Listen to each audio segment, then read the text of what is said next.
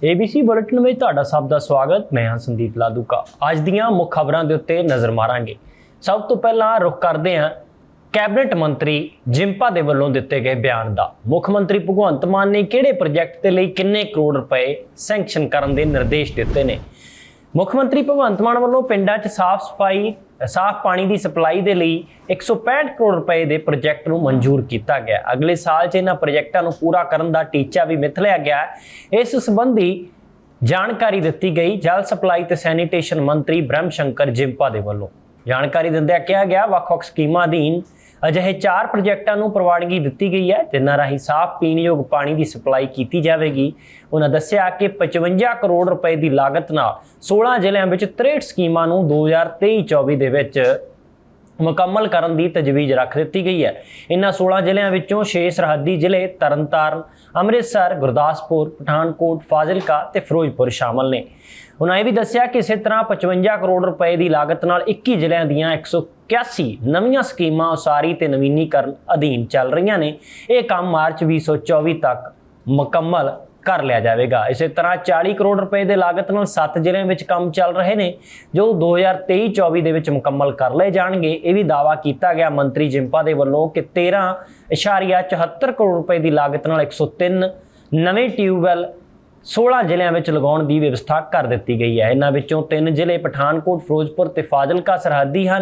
नवे ट्यूबवैल लगाने का काम मार्च 2024 तक पूरा किए जाने का टीचा मिथ लिया गया।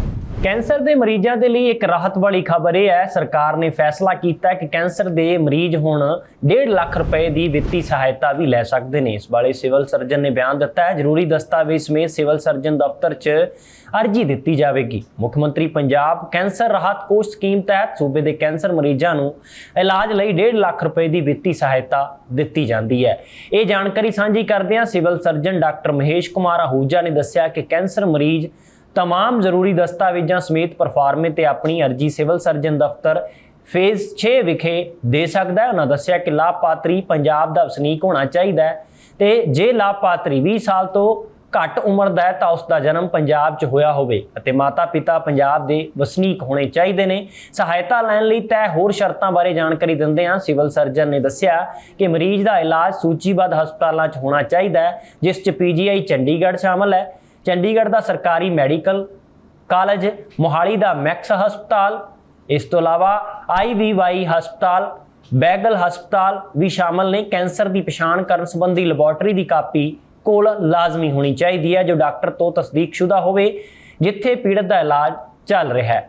इस तो अलावा उस हस्पताल वालों इलाज के खर्चे का एस्टीमेट भी होना चाहिए है। पासपोर्ट आकार दीआं 2 तस्वीरां जो इलाज करने वाले डॉक्टर वालों तस्दीकशुदा होण उन्होंने यह भी दस्सिया जाए। दस्सिया कि जे कोई मरीज सूचीबद्ध निजी हस्पताल में इलाज करवा रहा है तो वह अपनी अर्जी उस हस्पताल में देगा, उसनों सिविल सर्जन दफ्तर विखे अर्जी देने की लोड़ नहीं। ये दफ्तर सिर्फ कागजां की तस्दीक करेगा। इस तो अलावा जे लाभपात्री SC ST श्रेणी नाल संबंधित है तो सबूत वजों सर्टिफिकेट होना लाजमी होगा। उन्होंने यह भी दस्सिया कि वित्तीय सहायता सरकारी मुलाजम नूं नहीं मिलेगी। इस तो अलावा जे कोई व्यक्ति प्राइवेट नौकरी कर रहा है तो उसका ESI फंड कटदा है, उसनूं ही सहायता नहीं मिल सकती। आयुष्मान सेहत बीमा कार्ड धारक भी सहायता नहीं लै सकते। वित्तीय सहायता की रकम संबंधित हस्पताल नूं ही भेजी जाती है। उन्होंने भी कहा सेहत मंत्री डॉक्टर बलबीर सिंह की अगवाई दे विच सेहत विभाग वालों लोगों को म्यारी सेहत सहूलतां प्रदान कर रहा है तो लोगों को वख-वख सेहत योजनावां का पूरा लाभ दिता जा रहा है। इस दे लई सेहत विभाग के हैल्पलाइन नंबर 104 ते संपर्क किया जा सकता है। महेश कुमार आहूजा सिविल सर्जन ने यह जी जानकारी सांझी की है। दावा किया गया कि किसी भी तरह की जी स्कीम है खास करके कैंसर के मरीजों के लिए तो इस नंबर के उत्ते भी संपर्क करके स्कीम का लाभ लै सकते हैं। अगली खबर जुड़ी हुई है लोक सभा मैंबर श्रोमणी अकाली दल के हरसिमरत कौर बादल। उन्होंने एक शराब घोटाले को लैके वड्डा सवाल खड़ा किया। हरसिमरत कौर बादल ने पंजाब के शराब घोटाले की जांच CBI ते ED कोलों करवाउण लई गृह मंत्री अमित शाह नूं अपील की है। गृह मंत्री नूं अकाली दल के 2 मंग पत्रों के नाल पंजाब सरकार की कैबिनेट सब कमेटी की रिपोर्ट भी भेजी गई जिस विच आबकारी नीति नूं रद्द किया गया। गृह मंत्री ने बठिंडा MP नूं संसद विच आबकारी घोटाला सामने लियाउण ते विस्तारत मंग पत्र सौंपण वास्ते भी कहा सी। साबका केंद्रीय मंत्री ਤੇ ਬਠਿੰਡਾ ਤੋਂ ਲੋਕ ਸਭਾ ਮੈਂਬਰ ਹਰਸਿਮਰਤ ਕੌਰ ਬਾਦਲ ਨੇ ਇਸ ਮਸਲੇ ਦੇ ਵਿੱਚ ਗ੍ਰਹਿ ਮੰਤਰੀ ਅਮਿਤ ਸ਼ਾਹ ਨੂੰ ਅਪੀਲ ਕੀਤੀ ਹੈ ਕਿ ਪੰਜਾਬ ਸ਼ਰਾਬ ਘੁਟਾਲੇ ਦੀ CBI ਤੇ ED ਕੋਲੋਂ ਨਿਰਪੱਖ ਜਾਂਚ ਕਰਵਾਈ ਜਾਵੇ। ਉਹਨਾਂ ਜ਼ੋਰ ਦੇ ਕੇ ਕਿਹਾ ਕਿ ਇਸ ਸ਼ਰਾਬ ਦੀ ਨੀਤੀ ਵਿੱਚ ਵੱਡਾ ਭ੍ਰਿਸ਼ਟਾਚਾਰ ਹੋਇਆ ਤੇ ਸਰਕਾਰੀ ਖਜ਼ਾਨੇ ਨੂੰ ਸੈਂਕੜੇ ਕਰੋੜਾਂ ਰੁਪਏ ਦਾ ਨੁਕਸਾਨ ਹੋਇਆ ਹੈ। ਹਰਸਿਮਰਤ ਕੌਰ ਬਾਦਲ ਨੇ ਬੇਨਤੀ ਕਰਦਿਆਂ ਸ਼੍ਰੋਮਣੀ ਅਕਾਲੀ ਦਲ ਵੱਲੋਂ ਪੰਜਾਬ ਦੇ ਰਾਜਪਾਲ ਨੂੰ ਮੰਗ ਪੱਤਰ 2 ਸੌਂਪਣ ਦੇ ਨਾਲ ਪੰਜਾਬ ਦੀ ਕੈਬਨਿਟ ਸਬ ਕਮੇਟੀ ਦੀ ਰਿਪੋਰਟ ਵੀ ਭੇਜੀ, ਜਿਸ ਨੇ 2022-23 ਦੀ ਆਬਕਾਰੀ ਨੀਤੀ ਨੂੰ ਅਸਿੱਧੇ ਤੌਰ ਤੇ ਰੱਦ ਕਰ ਦਿੱਤਾ ਸੀ। ਹਰਸਿਮਰਤ ਕੌਰ ਬਾਦਲ ਨੇ ਇਹ ਮਾਮਲਾ ਸੰਸਦ ਵਿੱਚ ਚੁੱਕਿਆ ਸੀ ਤਾਂ ਕੇਂਦਰੀ ਗ੍ਰਹਿ ਮੰਤਰੀ ਨੇ ਉਹਨਾਂ ਨੂੰ ਵਿਸਥਾਰਤ ਮੰਗ ਪੱਤਰ ਸੌਂਪਣ ਵਾਸਤੇ ਆਖ ਦਿੱਤਾ ਸੀ। ਗ੍ਰਹਿ ਮੰਤਰੀ ਨੂੰ ਲਿਖੇ ਪੱਤਰ ਵਿੱਚ ਹਰਸਿਮਰਤ ਕੌਰ ਬਾਦਲ ਨੇ ਕਿਹਾ ਕਿ ਅਕਾਲੀ ਦਲ ਮਹਿਸੂਸ ਕਰਦਾ ਹੈ ਕਿ ਪੰਜਾਬ ਦੀ ਆਬਕਾਰੀ ਦੀ ਨੀਤੀ ਦੀ ਮਨਸ਼ਾ ਵੀ ਉਹੀ ਸੀ ਜਿਵੇਂ ਦਿੱਲੀ ਵਿੱਚ ਕੀਤਾ ਗਿਆ। ਸਾਰਾ ਸ਼ਰਾਬ ਕਾਰੋਬਾਰ ਕੁਝ ਕੰਪਨੀਆਂ ਇਸ ਮਸਲੇ ਦੇ ਵਿੱਚ 2 ਨੂੰ ਦੇ ਦਿੱਤਾ ਗਿਆ। ਇਹਨਾਂ ਤੋਂ ਇਲਾਵਾ ਮੁਨਾਫਾ ਦੁੱਗਣਾ ਕਰ ਦਿੱਤਾ ਗਿਆ। ਇਸ ਤੋਂ ਉਹਨਾਂ ਇਹ ਵੀ ਕਿਹਾ ਕਿ ਇਸ ਦਾ ਮਕਸਦ ਆਪਸੀ ਜਿਹੜਾ ਲਾਭ ਲੈਣ ਦਾ ਸਮਝੌਤਾ ਕਰਨਾ ਸੀ, ਜਿਸ ਤਹਿਤ ਪੰਜਾਬ ਵਿੱਚ ਆਪ ਸਰਕਾਰ ਤੇ ਦਿੱਲੀ ਵਿੱਚ ਆਪ ਹਾਈ ਕਮਾਂਡ ਨੂੰ ਕਰੋੜਾਂ ਰੁਪਏ ਦਿੱਤੇ ਜਾਣ ਦੇ ਦੋਸ਼ ਲੱਗੇ। ਕਿਉਂਕਿ ਇਹ ਮਾਮਲਾ ਜਨਤਕ ਅਹਿਮੀਅਤ ਰੱਖਦਾ ਹੈ, ਇਸ ਲਈ ਇਹ ਜ਼ਰੂਰੀ ਹੈ ਕਿ ਪੰਜਾਬ ਦੇ ਸਰਕਾਰੀ ਖਜ਼ਾਨੇ ਦੀ ਲੁੱਟ ਕਰਨ ਵਾਲਿਆਂ ਦੀ ਪਛਾਣ ਹੋਵੇ ਤੇ ਇਸ ਦੋਸ਼ ਲਈ ਉਹਨਾਂ ਨੂੰ ਸਜ਼ਾ ਵੀ ਮਿਲਣੀ ਯਕੀਨੀ ਬਣਾਈ ਜਾ ਸਕੇ। ਅਗਲੀ ਖਬਰ ਵੀ ਸ਼੍ਰੋਮਣੀ ਅਕਾਲੀ ਦਲ ਦੇ ਨਾਲ ਜੁੜੀ ਹੈ। ਸ਼੍ਰੋਮਣੀ ਅਕਾਲੀ ਦਲ ਦੇ ਪ੍ਰਧਾਨ ਤੇ ਸਮੁੱਚੀ ਸ਼੍ਰੋਮਣੀ ਅਕਾਲੀ ਦਲ ਲੀਡਰਸ਼ਿਪ ਨੇ ਇੱਕ ਕੇਂਦਰ ਸਰਕਾਰ ਤੋਂ ਮੰਗ ਕੀਤੀ ਹੈ ਕਿ ਤਖਤ ਸ੍ਰੀ ਹਜੂਰ ਸਾਹਿਬ ਦੇ ਵਿੱਚ ਗੈਰ ਸਿੱਖ ਨੂੰ ਪ੍ਰਸ਼ਾਸਕ ਲਾਉਣਾ ਸਰਾਸਰ ਗਲਤ ਹੈ ਤਾਂ ਉਸ ਨੂੰ ਹਟਾਉਣਾ ਚਾਹੀਦਾ ਹੈ ਤਾਂ ਸਿੱਖ ਭਾਈਚਾਰੇ ਦੇ ਵਿੱਚੋਂ ਹੀ ਜਿਹੜਾ ਪ੍ਰਸ਼ਾਸਕ ਲਾਇਆ ਜਾਣਾ ਚਾਹੀਦਾ ਹੈ। ਜੋ ਤਖਤ ਸ੍ਰੀ ਹਜੂਰ ਸਾਹਿਬ ਲਈ ਗੈਰ ਸਿੱਖ ਪ੍ਰਸ਼ਾਸਕ ਲਾਉਣਾ ਵੱਖਰੀ ਸਿੱਖ ਪਛਾਣ ਨੂੰ ਖੋਰਾ ਲਾਉਣ ਦੀ ਵੱਡੀ ਸਾਜ਼ਿਸ਼ ਕਰਾਰ ਦੇ ਦਿੱਤਾ ਹੈ ਸੁਖਬੀਰ ਸਿੰਘ ਬਾਦਲ ਸ਼੍ਰੋਮਣੀ ਅਕਾਲੀ ਦਲ ਦੇ ਪ੍ਰਧਾਨ ਨੇ। ਅਕਾਲੀ ਦਲ ਦੇ ਪ੍ਰਧਾਨ ਨੇ ਪ੍ਰਧਾਨ ਮੰਤਰੀ ਨਰਿੰਦਰ ਮੋਦੀ ਤੇ ਗ੍ਰਹਿ ਮੰਤਰੀ ਅਮਿਤ ਸ਼ਾਹ ਨੂੰ ਪੱਤਰ ਲਿਖ ਕੇ ਪੂਰਨ ਗੁਰਸਿੱਖ ਨੂੰ ਤਖਤ ਬੋਰਡ ਦਾ ਪ੍ਰਬੰਧਕ ਲਾਉਣ ਦੀ ਅਪੀਲ ਕੀਤੀ ਹੈ। ਕੇਂਦਰ ਤੇ ਰਾਜ ਸਰਕਾਰਾਂ ਨੂੰ ਸਿੱਖਾਂ ਦੀਆਂ ਭਾਵਨਾਵਾਂ ਪ੍ਰਤੀ ਸੰਵੇਦਨਸ਼ੀਲਤਾ ਵਿਖਾਉਣੀ ਚਾਹੀਦੀ ਹੈ। ਸ਼੍ਰੋਮਣੀ ਗੁਰਦੁਆਰਾ ਪ੍ਰਬੰਧਕ ਕਮੇਟੀ ਦੀ ਖੁਦਮੁਖਤਾਰੀ ਤੇ ਹਮਲੇ ਪਿੱਛੇ ਸਾਜ਼ਿਸ਼ ਹੁਣ ਪੂਰੀ ਤਰ੍ਹਾਂ ਬੇਨਕਾਬ ਹੋਈ ਹੈ। ਇਸ ਗੱਲ ਦਾ ਜ਼ਿਕਰ ਸੁਖਬੀਰ ਸਿੰਘ ਬਾਦਲ ਹੋਰਾਂ ਨੇ ਕੀਤਾ। ਉਹਨਾਂ ਨੇ ਕਿਹਾ ਕਿ ਸੱਚਖੰਡ ਸ੍ਰੀ ਹਜੂਰ ਸਾਹਿਬ ਅਬਚਲ ਨਗਰ ਸਾਹਿਬ ਦਾ ਗੈਰ ਸਿੱਖ ਪ੍ਰਸ਼ਾਸਕ ਲਾਉਣ ਦੀ ਜ਼ੋਰਦਾਰ ਨਿਖੇਧੀ ਕੀਤੀ ਜਾਂਦੀ ਹੈ। ਇਸ ਨੂੰ ਵੱਖਰੀ ਸਿੱਖ ਪਛਾਣ ਤੇ ਖਤਰਨਾਕ ਸਿਧਾਂਤਕ ਹਮਲਾ ਕਰਾਰ ਦੇ ਦਿੱਤਾ ਗਿਆ। ਇਹ ਸ਼੍ਰੋਮਣੀ ਗੁਰਦੁਆਰਾ ਪ੍ਰਬੰਧਕ ਕਮੇਟੀ ਤੇ ਹਮਲੇ ਤੇ ਇਸ ਦੇ ਅੰਦਰੂਨੀ ਧਾਰਮਿਕ ਮਾਮਲਿਆਂ 'ਚ ਸਿੱਧਾ ਦਖਲ ਦੇਣ ਦੀ ਨਿਰੰਤਰਤਾ ਹੀ ਹੈ। ਇਸ ਗੱਲ ਦਾ ਜ਼ਿਕਰ ਕੀਤਾ ਗਿਆ। ਪ੍ਰਧਾਨ ਮੰਤਰੀ ਨਰਿੰਦਰ ਮੋਦੀ ਤੇ ਗ੍ਰਹਿ ਮੰਤਰੀ ਅਮਿਤ ਸ਼ਾਹ ਨੂੰ ਪੱਤਰ ਲਿਖਿਆ ਗਿਆ ਬਕਾਇਦਾ ਤੌਰ ਤੇ ਬਾਦਲ ਨੇ ਇਹ ਫੈਸਲਾ ਤੁਰੰਤ ਬਦਲੇ ਜਾਣ ਅਤੇ ਪੂਰਨ ਗੁਰਸਿੱਖ ਨੂੰ ਅਫਸਰਸ਼ਾਹਾਂ ਵਿੱਚੋਂ ਕਿਸੇ ਇੱਕ ਨੂੰ ਖਾਲਸਾ ਪੰਥ ਦੇ ਸੰਸਥਾਪਕ ਗੁਰੂ ਸਾਹਿਬ ਗੋਬਿੰਦ ਸਿੰਘ ਜੀ ਮਹਾਰਾਜ ਨਾਲ ਜੁੜੇ ਤਖਤ ਦਾ ਪ੍ਰਬੰਧਕ ਲਗਾਇਆ ਜਾਵੇ। ਉਹਨਾਂ ਨੇ ਭਾਰਤ ਸਰਕਾਰ ਤੇ ਮਹਾਰਾਸ਼ਟਰ ਸਰਕਾਰ ਨੂੰ ਅਪੀਲ ਕੀਤੀ ਹੈ ਕਿ ਉਹ ਸਿੱਖ ਭਾਵਨਾਵਾਂ ਨੂੰ ਪ੍ਰਤੀ ਵਧੇਰੇ ਸੰਵੇਦਨਸ਼ੀਲਤਾ ਵਿਖਾਉਣ। ਸੁਖਬੀਰ ਸਿੰਘ ਬਾਦਲ ਨੇ ਕਿਹਾ ਕਿ ਸਿੱਖ ਵਿਰੋਧੀ ਤਾਕਤਾਂ ਦੀਆਂ ਬੀਨਾਂ ਵਜਾਉਣ ਵਾਲੇ ਜੋ ਸੱਤਾਧਾਰੀਆਂ ਦੀਆਂ ਕਠਪੁਤਲੀਆਂ ਨੇ ਉਹਨਾਂ ਤੇ ਵੀ ਤਿੱਖਾ ਹਮਲਾ ਕੀਤਾ। ਉਹਨਾਂ ਕਿਹਾ ਕਿ ਕਠਪੁਤਲੀਆਂ ਗੈਰ ਸਿੱਖਾਂ ਤੇ ਸਿੱਖ ਵਿਰੋਧੀ ਤਾਕਤਾਂ ਖਿਲਾਫ ਸਿਰਫ ਰਸਮੀ ਬਿਆਨਬਾਜ਼ੀ ਕਰਨਗੇ, ਪਰ ਇਹ ਆਪਣਾ ਜ਼ਹਿਰ ਤੇ ਸੱਤਾ ਦੀ ਲਾਲਸਾ ਸ਼੍ਰੋਮਣੀ ਗੁਰਦੁਆਰਾ ਪ੍ਰਬੰਧਕ ਕਮੇਟੀ ਤੇ ਸ਼੍ਰੋਮਣੀ ਅਕਾਲੀ ਦਲ ਖਿਲਾਫ ਬਚਾ ਕੇ ਰੱਖਣਗੇ। ਇਹ ਕਠਪੁਤਲੀਆਂ ਇਹਨਾਂ ਦੇ ਆਕਾਵਾਂ ਵੱਲੋਂ ਦਿੱਤੀ ਸਿੱਖ ਸੰਗਤਾਂ ਵਿੱਚ ਭੰਬਲ ਭੂਸਾ ਪੈਦਾ ਕਰਨ ਦੀ ਜ਼ਿੰਮੇਵਾਰੀ ਨਿਭਾਉਣ ਤੇ ਪੰਥਕ ਸੰਸਥਾਵਾਂ ਖਾਸ ਤੌਰ ਤੇ ਸ਼੍ਰੋਮਣੀ ਕਮੇਟੀ ਨੂੰ ਕਮਜ਼ੋਰ ਕਰਨ ਲਈ ਹੀ ਕੰਮ ਕਰ ਰਹੀਆਂ ਨੇ। ਇਸ ਤੋਂ ਇਲਾਵਾ ਸੁਖਬੀਰ ਸਿੰਘ ਬਾਦਲ ਨੇ ਇਹ ਵੀ ਕਿਹਾ ਕਿ ਇਹ ਨਿਯੁਕਤੀ ਐਵੇਂ ਹੀ ਨਹੀਂ ਕੀਤੀ ਗਈ। ਇਸ ਨਿਯੁਕਤੀ ਨੂੰ ਸਿੱਖ ਕੌਮ, ਸਿੱਖ ਸਿਧਾਂਤਾਂ, ਸਿੱਖ ਪਛਾਣ, ਸਿੱਖੀ ਜੀਵਨ, ਸਿੱਖ ਰਵਾਇਤਾਂ ਦੇ ਸਭ ਤੋਂ ਅਹਿਮ ਗੁਰਮਰਿਆਦਾ ਜੋ ਸਾਨੂੰ ਸਾਡੇ ਮਹਾਨ ਗੁਰੂ ਸਾਹਿਬਾਨ ਨੇ ਦਿੱਤੀ ਹੈ ਤੇ ਹਮਲੇ ਵਜੋਂ ਵੇਖੀ ਜਾ ਰਹੀ ਹੈ। ਅਕਾਲੀ ਦਲ ਦੇ ਪ੍ਰਧਾਨ ਨੇ ਕਿਹਾ ਕਿ ਸਿੱਖ ਕੌਮ ਵਿੱਚ ਪਹਿਲਾਂ ਹੀ ਸਿੱਖ ਧਾਰਮਿਕ ਸੰਸਥਾਵਾਂ ਤੇ ਧੱਕੇ ਨਾਲ ਕਬਜ਼ਾ ਕਰਕੇ ਸਾਡੀ ਨਵੇਕਲੀ ਸਿੱਖ ਪਛਾਣ ਸਾਡੇ ਤੋਂ ਖੋਹਣ ਦੀ ਸਾਜ਼ਿਸ਼ ਕਰਨਾ ਬਹੁਤ ਰੋਸ ਵਾਲਾ ਹੈ। ਇਹ ਫੈਸਲਾ ਤੇ ਸ਼੍ਰੋਮਣੀ ਕਮੇਟੀ ਤੋਂ ਹਮਲੇ ਇਸ ਸਾਜ਼ਿਸ਼ ਦਾ ਹਿੱਸਾ ਨੇ। ਅਕਾਲੀ ਦਲ ਦੇ ਮੁਖੀ ਨੇ ਵੀ ਕਿਹਾ ਕਿ ਉਹ ਬਹੁਤ ਖਤਰਨਾਕ ਸੰਕੇਤ ਹੈ ਕਿ ਕਿਉਂਕਿ ਇਹ ਸਿੱਖ ਕੌਮ ਨੂੰ ਇਸ ਦੇ ਧਾਰਮਿਕ ਮਾਮਲਿਆਂ ਵਿੱਚੋਂ ਬਾਹਰ ਕਰਨ ਦਾ ਯਤਨ ਹੈ। ਗੈਰ ਸਿੱਖ ਦੀ ਪ੍ਰਸ਼ਾਸਕ ਵਜੋਂ ਨਿਯੁਕਤੀ ਦਿਨ ਦਿਹਾੜੇ ਸਾਡੇ ਗੁਰੂ ਧਾਮਾਂ ਤੇ ਕਬਜ਼ੇ ਦੀ ਕੋਸ਼ਿਸ਼ ਕਰ ਦਿੱਤੀ ਹੈ ਕਰਾਰ ਉਹਨਾਂ ਨੇ।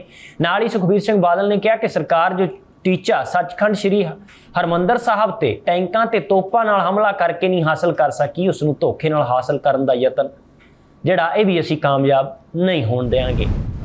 ਅਗਲੀ ਖਬਰ ਜੁੜੀ ਹੈ ਭਾਜਪਾ ਪ੍ਰਧਾਨ ਦੇ ਬਿਆਨ ਦੇ ਨਾਲ। ਬਿਆਨ ਕਿਸ ਮੁੱਦੇ ਦੇ ਉੱਤੇ ਦਿੱਤਾ ਗਿਆ? ਆਮ ਆਦਮੀ ਪਾਰਟੀ ਦੀ ਸਰਕਾਰ ਨੂੰ ਘੇਰਨ ਦੀ ਕੋਸ਼ਿਸ਼ ਕੀਤੀ ਗਈ, ਖਾਸ ਕਰਕੇ ਰਾਜਪਾਲ ਤੇ ਮੁੱਖ ਮੰਤਰੀ ਵਿਚਾਲੇ ਚੱਲ ਰਹੇ ਤਕਰਾਰ ਨੂੰ ਲੈ ਕੇ ਉਹਨਾਂ ਨੇ ਵੱਡਾ ਬਿਆਨ ਦਿੱਤਾ ਹੈ। ਭਾਜਪਾ ਪ੍ਰਧਾਨ ਸੁਨੀਲ ਜਾਖੜ ਨੇ ਕਿਹਾ ਕਿ ਸਾਜ਼ਿਸ਼ ਦੇ ਤਹਿਤ ਗਵਰਨਰ ਆਫਿਸ ਤੇ ਦਿੱਲੀ ਦੇ ਵਿੱਚ ਪੇਚ ਫਸਾਏ ਜਾ ਰਹੇ ਨੇ। ਸੀਐਮ ਰਾਜਪਾਲ ਦੇ ਨਾਲ ਬੈਠ ਕੇ ਗੱਲਬਾਤ ਕਰਨ।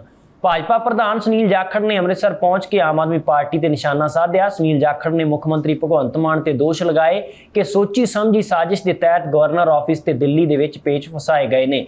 ਉਹਨਾਂ ਨੇ ਕਿਹਾ ਕਿ ਸੀਐਮ ਮਾਨ ਨੂੰ ਨਸੀਹਤ ਵੀ ਦਿੱਤੀ ਹੈ ਕਿ ਉਹ ਰਾਜਪਾਲ ਬਨਵਾਰੀ ਲਾਲ ਪੁਰੋਹਿਤ ਦੇ ਨਾਲ ਬੈਠ ਕੇ ਸਮੱਸਿਆਵਾਂ ਦਾ ਹੱਲ ਕਰਨ। ਉਹ ਮੁੱਖ ਮੰਤਰੀ ਨੇ ਤੇ ਉਹਨਾਂ ਨੂੰ ਸੋਚ ਸਮਝ ਕੇ ਕਦਮ ਚੁੱਕਣ ਦੀ ਲੋੜ ਹੈ। ਆਮ ਆਦਮੀ ਪਾਰਟੀ ਦੇ ਵਿਧਾਇਕਾਂ ਦੇ ਬਾਰੇ ਵੀ ਉਹਨਾਂ ਨੇ ਕਿਹਾ ਕਿ ਉਹ ਕੁਝ ਕਹਿਣਾ ਨਹੀਂ ਚਾਹੁੰਦੇ। ਉਹਨਾਂ ਨੇ ਸਾਡੀ ਜਨਤਾ ਨੇ ਉਹਨਾਂ ਨੂੰ ਚੁਣ ਕੇ ਭੇਜਿਆ, ਪਰ ਉਹ ਮੌਕਾ ਪ੍ਰਸਤ ਨੇ, ਰਾਜ ਦਾ ਭਲਾ ਨਹੀਂ ਕਰ ਸਕਦੇ। ਵਿਧਾਇਕਾਂ ਦੇ ਅਗਰ ਐਫੀਡੇਵਿਟ ਦੇਖੇ ਜਾਣ ਤਾਂ ਉਹਨਾਂ ਦੇ ਵਿੱਚ ਕਈ ਐਸੇ ਮਿਲਣਗੇ ਜਿਨ੍ਹਾਂ ਦੇ ਉੱਤੇ ਕਰਜ਼ਾ ਸੀ, ਜੋ ਖੁਦ ਨੂੰ ਸਧਾਰਨ ਕਹਿੰਦੇ ਸੀ। ਅੱਜ ਉਹਨਾਂ ਦੇ ਕੋਲ ਲੰਮੀਆਂ ਗੱਡੀਆਂ ਨੇ, ਉਹਨਾਂ ਦੇ ਕੋਲ ਰੋਲਸ ਜਿਹੜੀਆਂ ਨੇ ਵੱਡੀਆਂ ਮਹਿੰਗੀਆਂ ਘੜੀਆਂ ਉਹ ਪਹਿਨਦੇ ਨੇ ਤੇ 40 ਹਜ਼ਾਰ ਦੇ ਜੁੱਤੇ ਪਹਿਨਦੇ ਨੇ। ਇਸ ਤਰ੍ਹਾਂ ਦੀਆਂ ਗੱਲਾਂ ਸੁਨੀਲ ਜਾਖੜ ਨੇ ਕਹੀਆਂ ਆਮ ਆਦਮੀ ਪਾਰਟੀ ਦੇ ਵਿਧਾਇਕਾਂ ਦੇ ਬਾਰੇ। ਉਹਨਾਂ ਨੇ ਨਾਲ ਹੀ ਕਿਹਾ ਕਿ ਇੰਡੀਆ ਮੁੱਦੇ ਦੇ ਉੱਤੇ ਪੰਜਾਬ ਕਾਂਗਰਸ ਦੇ ਨੇਤਾ ਕੀ ਕਰਨਗੇ। ਭਾਜਪਾ ਅਕਾਲੀ ਦਲ ਗੱਠਜੋੜ ਦੇ ਉੱਤੇ ਬੋਲਣ ਤੋਂ ਇਨਕਾਰ ਕਰ ਦਿੱਤਾ। ਉਹਨਾਂ ਨੇ ਸੀਐਮ ਭਗਵੰਤ ਮਾਨ ਨੂੰ ਜਿਹੜੀ ਆਪਣੇ ਪਦ ਦੀ, ਆਪਣੇ ਮੁੱਖ ਮੰਤਰੀ ਅਹੁਦੇ ਦੀ ਗਰਿਮਾ ਦੇ ਵਿੱਚ ਰਹਿਣ ਦੀ ਹਦਾਇਤ ਦਿੱਤੀ ਹੈ, ਨਸੀਹਤ ਦਿੱਤੀ ਹੈ। ਅਗਲੀ ਖਬਰ ਜੁੜੀ ਹੈ ਕਾਂਗਰਸ ਪਾਰਟੀ ਦੇ ਨਾਲ। ਕਾਂਗਰਸ ਦੀ ਸਮੁੱਚੀ ਲੀਡਰਸ਼ਿਪ, ਜਿਸ ਦੇ ਵਿੱਚ ਕਾਂਗਰਸ ਪ੍ਰਧਾਨ ਅਮਰਿੰਦਰ ਸਿੰਘ ਰਾਜਾ ਵੜਿੰਗ, ਵਿਰੋਧੀ ਧਿਰ ਦੇ ਆਗੂ ਪ੍ਰਤਾਪ ਸਿੰਘ ਬਾਜਵਾ ਤੋਂ ਇਲਾਵਾ ਹੋਰ ਸੀਨੀਅਰ ਲੀਡਰਸ਼ਿਪ ਵੀ ਉੱਥੇ ਪੁੱਜੀ, ਜਿਨ੍ਹਾਂ ਨੇ ਜੰਮ ਕੇ ਆਮ ਆਦਮੀ ਪਾਰਟੀ ਦੇ ਖਿਲਾਫ ਬਿਆਨ ਵੀ ਦਾਗੇ ਔਰ ਇੱਥੋਂ ਤੱਕ ਮੁੱਖ ਮੰਤਰੀ ਦੇ ਉੱਤੇ ਟਿੱਪਣੀਆਂ ਕੀਤੀਆਂ ਕਿ ਉਹਨਾਂ ਨੂੰ ਕਾਬਲ ਤੱਕ ਨਹੀਂ ਦੱਸਿਆ।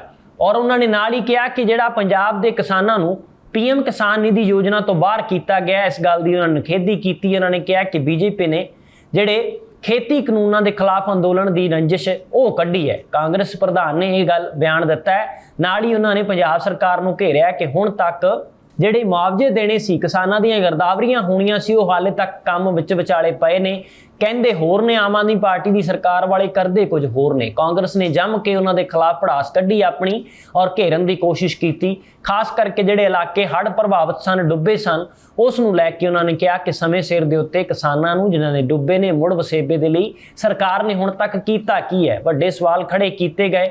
ਇਸ ਨੂੰ ਲੈ ਕੇ ਨਾਲ ਹੀ ਕੇਂਦਰ ਸਰਕਾਰ ਦੀ ਉਸ ਨੀਤੀ ਦੇ ਖਿਲਾਫ ਵੀ ਬਿਆਨ ਦਿੱਤਾ ਗਿਆ। ਪੰਜਾਬ ਦੇ ਕਰੀਬ 17 ਲੱਖ ਕਿਸਾਨ ਜਿਹੜੇ ਕੇਂਦਰੀ ਯੋਜਨਾ ਦਾ ਲਾਭ ਲੈਣ ਤੋਂ ਵਾਂਝੇ ਰਹਿ ਜਾਣਗੇ, ਇਸ ਦੇ ਨਾਲ ਕਿ ਉਸ ਨੂੰ ਨਿਧੀ ਦੇ ਵਿੱਚੋਂ, ਸਕੀਮ ਦੇ ਵਿੱਚੋਂ ਬਾਹਰ ਕਰ ਦਿੱਤਾ ਗਿਆ। 17 ਲੱਖ ਕਿਸਾਨਾਂ ਨੂੰ ਵਾਂਝਾ ਕਰਨ ਦਾ ਮਤਲਬ ਕੀ ਹੈ? ਰਾਜਾ ਵੜਿੰਗ ਨੇ ਕਿਹਾ ਕਿ ਪੀਐਮ ਕਿਸਾਨ ਯੋਜਨਾ ਦੇ ਤਹਿਤ ਕਿਸਾਨਾਂ ਨੂੰ 6000 ਰੁਪਏ ਮੁਆਵਜ਼ਾ ਰਾਸ਼ੀ ਦਿੱਤੀ ਜਾਂਦੀ ਸੀ, ਸਾਲ ਦੇ ਵਿੱਚ 3 ਕਿਸ਼ਤਾਂ ਦੇ ਰੂਪ ਦੇ ਵਿੱਚ।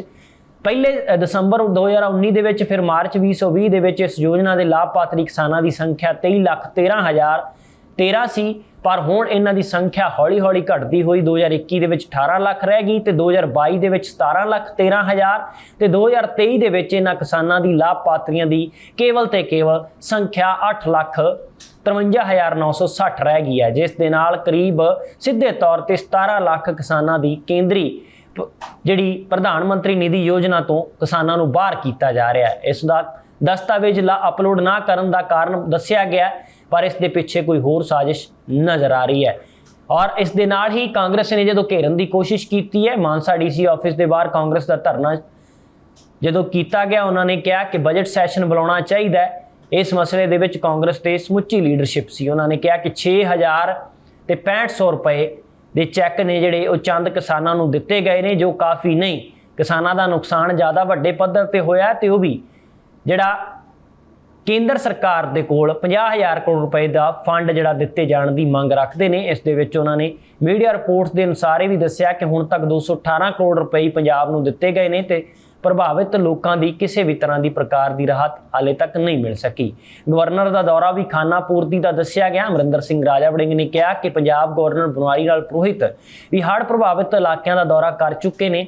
ਨਾਲ ਹੀ ਉਹਨਾਂ ਨੇ ਕਿਹਾ ਕਿ ਕਈ ਵੱਡੇ ਨੇਤਾ ਨੇ ਪ੍ਰਦੇਸ਼ ਸਰਕਾਰ, ਜਿਹੜੀ ਰਾਜ ਸਰਕਾਰ ਦੇ ਕਿਸਾਨ ਹਿਤੈਸ਼ੀ ਹੋਣ ਦਾ ਦਾਅਵਾ ਕੀਤਾ ਸੀ, ਪਰ ਪੰਜਾਬ ਦੇ ਲੋਕਾਂ ਨੂੰ ਮੁਆਵਜ਼ਾ ਨਾ ਦੇ ਕੇ ਇਹ ਸਾਬਤ ਹੋ ਗਿਆ ਕਿ ਸਰਕਾਰ ਜਿਹੜੀ ਕਹਿੰਦੀ ਹੋਰ ਹੈ ਔਰ ਕਿਸਾਨਾਂ ਦੇ ਪੱਖ ਵਿੱਚ ਖੜਦੀ ਨਹੀਂ, ਕਰਦੀ ਕੁਝ ਹੋਰ ਹੈ। ਇਸ ਕਰਕੇ ਕਿਸਾਨ ਹਿਤੈਸ਼ੀ ਸਰਕਾਰ ਨਹੀਂ ਹੈ। ਇਸ ਤਰ੍ਹਾਂ ਵੱਡੇ ਸਵਾਲ ਖੜੇ ਕੀਤੇ ਗਏ। ਪੰਜਾਬ ਸਰਕਾਰ ਨੇ ਬਜ਼ੁਰਗਾਂ ਦੇ ਲਈ ਇੱਕ ਹੋਰ ਫੈਸਲਾ ਕੀਤਾ ਹੈ। ਫੈਸਲਾ ਕਿੰਨਾ ਕੁ ਕਾਰਗਰ ਸਾਬਤ ਹੁੰਦਾ ਹੈ ਬਾਅਦ ਚ ਪਤਾ ਲੱਗੇਗਾ, ਪਰ ਉਸ ਫੈਸਲੇ ਦੇ ਵਿੱਚ ਕੀ ਕਿਹਾ ਗਿਆ ਹੈ।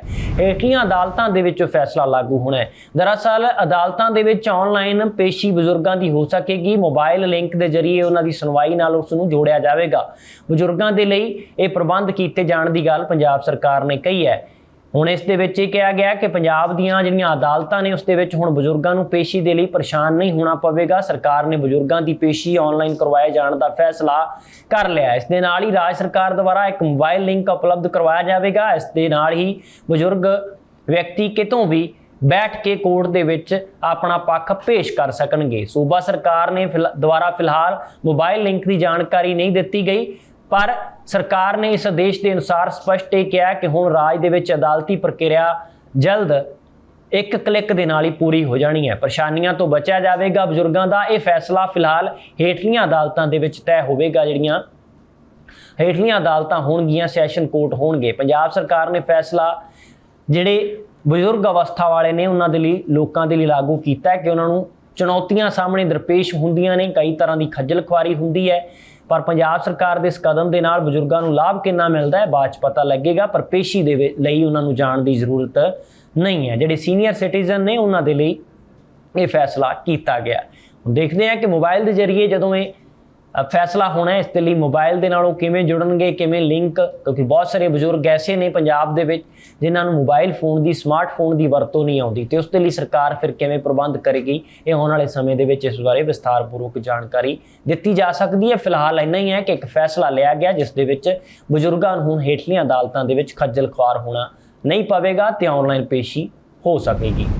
ਅਗਲੀ ਖਬਰ ਜੁੜੀ ਹੈ ਟੋਲ ਪਲਾਜ਼ੇ ਦੇ ਨਾਲ। ਇੱਕ ਪਾਸੇ ਮਾਨ ਸਰਕਾਰ ਦੇ ਅੰਦਰ ਜਿਨ੍ਹਾਂ ਦੀ ਮਿਆਦ ਪੁੱਗ ਰਹੀ ਹੈ, ਖਤਮ ਹੋ ਰਹੀ ਹੈ, ਟੋਲ ਪਲਾਜ਼ੇ ਬੰਦ ਕਰਵਾਏ ਜਾ ਰਹੇ ਨੇ, ਤੇ ਇੱਕ ਟੋਲ ਪਲਾਜ਼ੇ ਦੀ ਸ਼ੁਰੂਆਤ ਹੋ ਗਈ ਹੈ। ਇਹ ਕਿੱਥੇ ਹੋਈ ਹੈ? ਅਬੋਹਰ ਤੋਂ ਗੰਗਾਨਗਰ ਜਾਣ ਲਈ, ਯਾਨੀ ਕਿ ਪੰਜਾਬ ਤੋਂ ਰਾਜਸਥਾਨ ਦੇ ਰਸਤੇ ਦੇ ਉੱਤੇ ਇੱਕ ਟੋਲ ਪਲਾਜ਼ਾ ਲਗਾਇਆ ਗਿਆ ਜਿਸ ਦੀ ਵਸੂਲੀ ਸ਼ੁਰੂ ਹੋ ਗਈ ਹੈ ਤੇ ਇਸ ਦਾ ਕਈ ਥਾਵਾਂ ਤੇ ਵਿਰੋਧ ਵੀ ਦੇਖਣ ਨੂੰ ਮਿਲਿਆ ਹੈ। ਅਬੋਹਰ ਗੰਗਾਨਗਰ ਰੋਡ ਦੇ ਉੱਤੇ ਟੋਲ ਟੈਕਸ ਸ਼ੁਰੂ ਹੋ ਗਿਆ ਹੈ।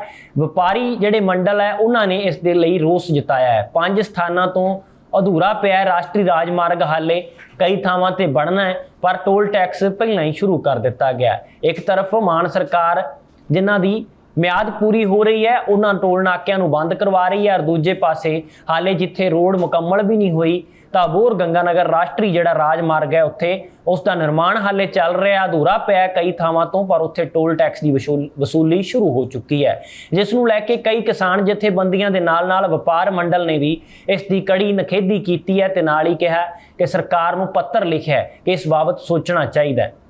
ਇਸ ਮਸਲੇ ਦੇ ਵਿੱਚ ਵਪਾਰ ਮੰਡਲ ਅਬੋਹਰ ਦੇ ਪ੍ਰਧਾਨ ਸੁਰੇਸ਼ ਸਤੀਜਾ ਨੇ ਇਸ ਗੱਲ ਦੀ ਨਿਖੇਧੀ ਕੀਤੀ ਹੈ ਤੇ ਨਾਲ ਹੀ ਕਿਸਾਨ ਯੂਨੀਅਨ, ਕਿਰਤੀ ਕਿਸਾਨ ਯੂਨੀਅਨ ਦੇ ਜ਼ਿਲ੍ਹਾ ਜਿਹੜੇ ਸਕੱਤਰ ਨੇ, ਜ਼ਿਲ੍ਹੇ ਦੇ ਜਿਹੜੇ ਮੇਨ ਮੁੱਖ ਕਰਤਾ ਧਰਤਾ ਨੇ ਵਿਨੋਦ ਕੁਮਾਰ ਡੂਡੀ ਨੇ ਰੋਸ ਵਿਅਕਤ ਕੀਤਾ, ਕਿਹਾ ਕਿ ਨੈਸ਼ਨਲ ਹਾਈਵੇ ਦਾ ਨਿਰਮਾਣ ਹਾਲੇ ਪੂਰਾ ਨਹੀਂ ਹੋਇਆ ਤੇ ਵਾਹਨ ਚਾਲਕਾਂ ਤੋਂ ਇਸ ਦੀ ਵਸੂਲੀ ਵੀ ਸ਼ੁਰੂ ਹੋ ਗਈ ਹੈ।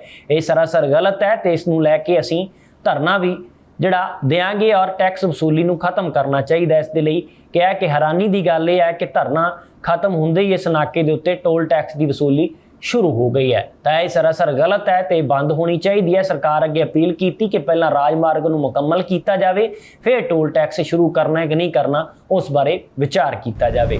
ABC ਖਬਰਾਂ ਦੇ ਬੁਲੇਟਿਨ ਦਾ ਸਿਲਸਿਲਾ ਅੱਜ ਇੱਥੇ ਹੀ ਖਤਮ ਹੁੰਦਾ ਹੈ ਤੇ ਤੁਸੀਂ ਬਣੇ ਰਹੋ ABC ਪੰਜਾਬ ਦੇ ਨਾਲ।